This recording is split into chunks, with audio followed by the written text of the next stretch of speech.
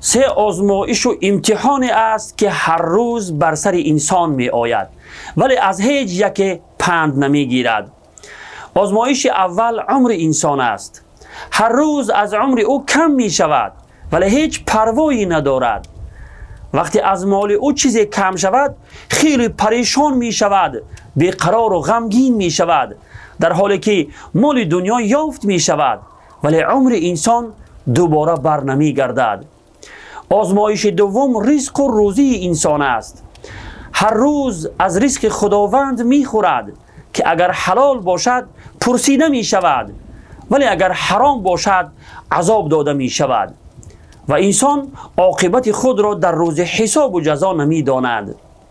آزمایش سوم این است که هر روز قدر به آخرت نزدیک و از دنیا دور می شود. با وجود این چطوره که برای دنیای فانی غم می خورد و عمل می کند، برای آخرت پایدار و باقی نمی کند.